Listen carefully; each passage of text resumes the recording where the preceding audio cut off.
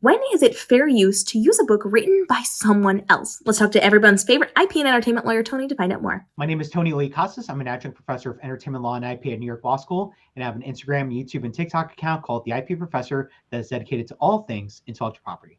We talk a lot about fair use and when we can and cannot do things, especially in the world of publishing.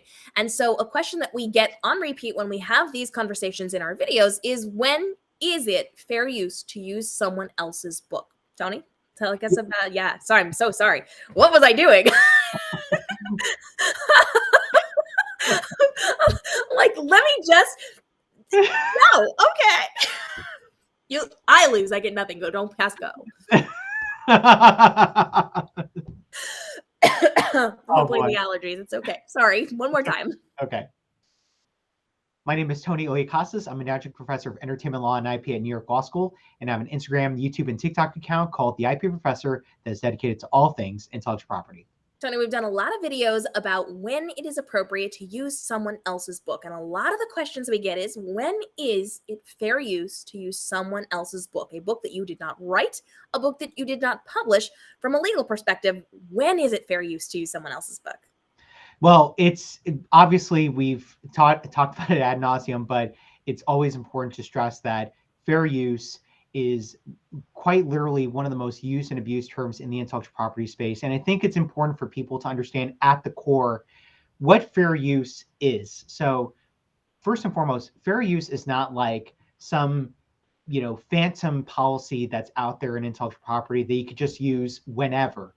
It's a very causally derived type of use within the intellectual property space. And in that sense, fair use will only apply if you've been accused of copyright infringement. So someone goes after you for copyright infringement, that's when you raise a defense for fair use. So fair use operates as a defense to copyright infringement, so long as you're using someone else's copyrighted work for criticism, commentary, news reporting, teaching, scholarship, or research. And these are all the permitted uses that are laid out in the Copyright Act of 1976 in clear language, 17 U.S.C. 107.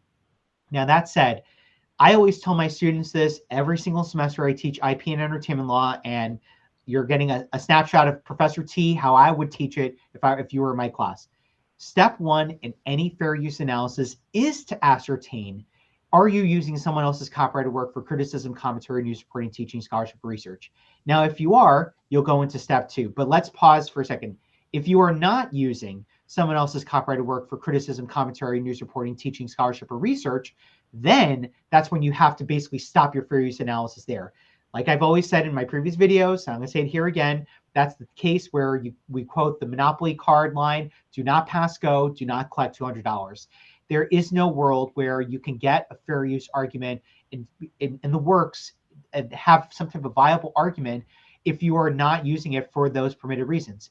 If you're not using it for criticism, if you're not using it for supplemental commentary, if you're not using it for teaching or scholarship or research or news reporting, that's where you really have to stop the analysis, because otherwise you're going to waste your time. You're going to waste your breath making an argument for fair use that is just not there. It's out there in the ether, and there's nothing tangible about it that makes it malleable, conceivable, and moreover persuasive to lead to some type of viable defense there. Now, let's go back to the scenario where you are using someone else's copyrighted work for criticism, commentary, news reporting, teaching, scholarship, or research. That's when you go into your four-factor analysis, where you assess the purpose and character of the use, meaning what is the criticism, what is the commentary, what is the news reporting, teaching, scholarship, or research? How have you transformed that original work in such a way that you've almost inevitably created a new work, a new copyright out of it? You look at the nature of the copyrighted work, you look at the amount of substantiality of your use of the copyrighted work as a whole. And let's even analyze that one for a second. If let's put books aside for a moment. Let's say that you're a news organization, and let's say that you want to do a story on Michael Jackson and his history as a musician. And let's say that you have in the script of, let's say, a 5-minute news segment.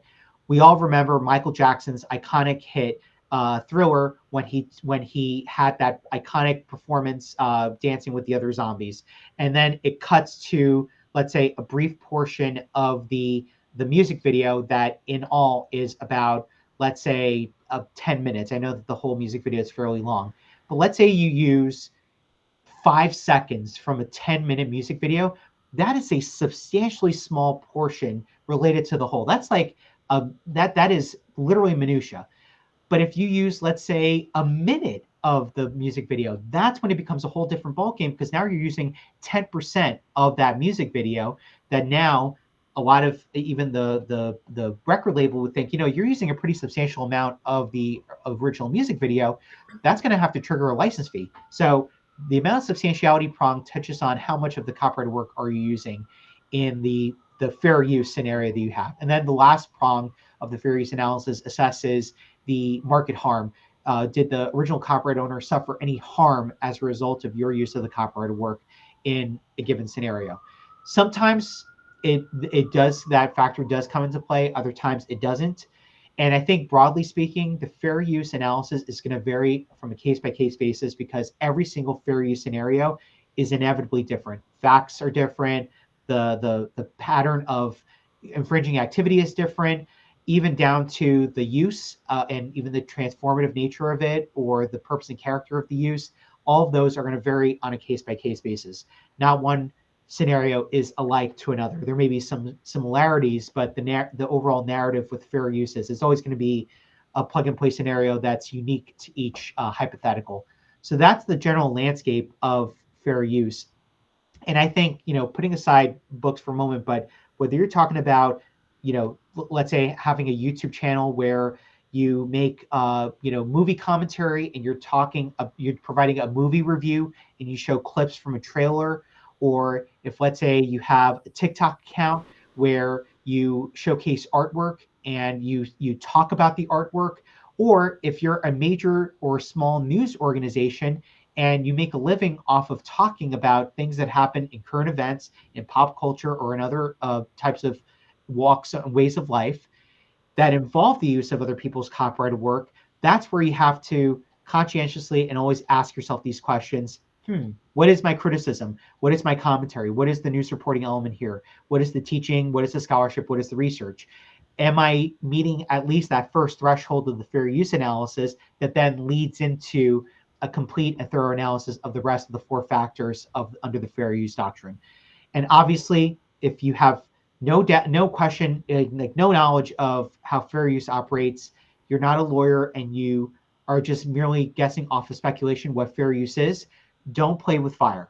We were kids. We were all told by our parents, don't play with the stove. And this is one stove you definitely don't want to play with, because the last thing you want is to, in an uneducated fashion, say, oh, I've got a fair use, when in fact you never really consulted with a lawyer. So in any scenario where you are using someone else's copyrighted work in some type of fashion, you really, really, really want to speak to a copyright lawyer, especially one that is well-versed on the fair use doctrine, to help give you a thoughtful fair use analysis that will lead you towards the roads of success, and not at the end of the day lead you to get a cease and desist in your mailbox or in your inbox that then could blow up into a full-fledged copyright infringement lawsuit. So if you are trying to do something and you are hoping that you do fall under fair use for that, make sure you check with a lawyer first. And if you're wondering if perhaps it does not, but you still want to do it, now you need to get the licensure to be able to read the books, or work with the books, work with the commercials, work with the trailers, whatever it is that you happen to be doing, to make sure that you are not facing a lawsuit in the future. We always want to make sure that you are asking the questions to a legal professional, even if you are smart, even if you have a background in this, even if you understand a lot of it, even if you are somewhat educated in this. You're not a lawyer unless you're an actual lawyer. So go talk to a lawyer, because you don't qualify to help yourself on this one. Make sure you got a lawyer in your pocket on this one for helping you and keeping you legally protected in this space. If you got questions on the legal side of the publishing world, go ahead and drop those down below. Tony's coming back for upcoming episodes. And as always, you can reach out to Tony on his social media. Tony, where can everybody find you? You can find me on Instagram, YouTube, and TikTok at the IP Professor. You can check out my entertainment law podcast called End Scene. New episodes drop every Friday on Apple Podcasts, Spotify, or wherever you listen to podcasts. For questions below, Tony's coming back for upcoming episodes to keep us legally protected in the publishing space. And we're dropping daily videos to help you make this your most easy and profitable year ever in the publishing space. From your writing to your publishing to your marketing, to make sure that you have created luxury time so you can live your best life while also living out your author dreams. We'll see you in the upcoming episodes.